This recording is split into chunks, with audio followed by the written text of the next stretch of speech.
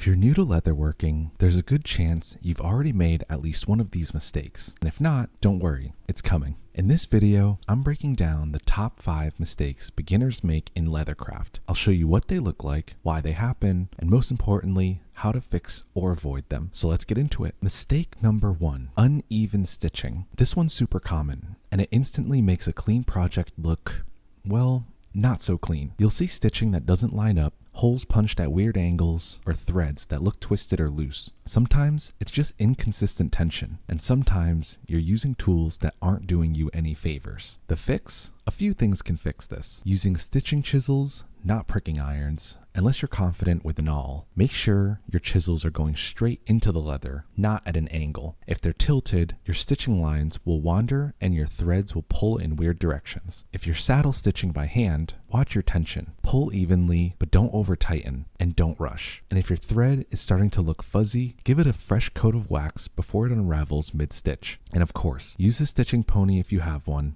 It makes a huge difference. Next up for mistake number 2 is bad edge work. You know the look. The project is clean, and then the edge is fuzzy, cracked, or looks like it got sanded with a rock. This usually comes down to poor prep. Maybe you didn't bevel. Maybe you used leather that doesn't burnish well. Or maybe you just hit it with water and hoped for the best. But here's how to fix it. First, you want to make sure to bevel your edges. Even just a light pass gives you a much cleaner finish. Then, sand it smooth. 400 grit or higher is a good place to start. After that, apply your burnishing agent, whether that's toconol, saddle soap, beeswax, whatever you're using, and burnish with a canvas, a wood slicker, or even your jeans if you're desperate. And if you're using edge paint, do it in thin layers. Don't glob it on. Let each coat dry before the next. Good edge work takes a little bit of time, but it makes your project look 10 times better. Moving on to mistake number 3, and this is going to be using the wrong leather for your project. Look, I get it. You find a cheap piece of leather online,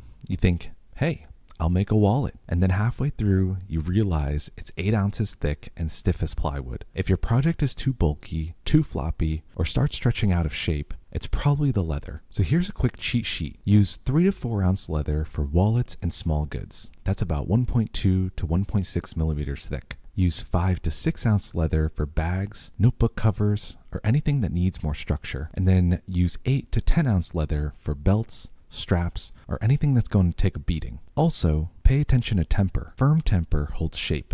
It's great for card holders, and soft temper is flexible, better for bags and slouchy designs. Moving on to mistake number 4, and that's going to be overusing glue.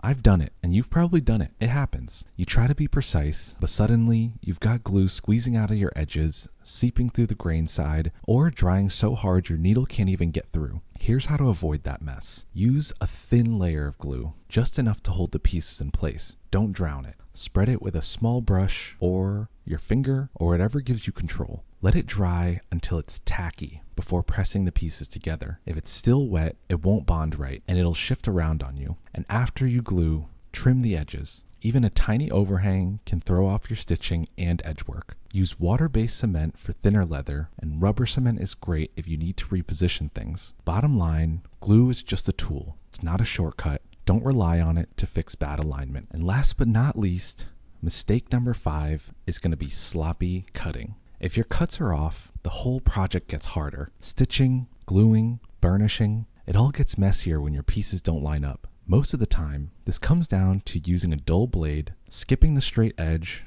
or rushing through curves. Here's the fix. Use a sharp blade. Seriously, just change the blade. It's not expensive. Use a metal ruler or a thick acrylic straight edge to guide your cuts.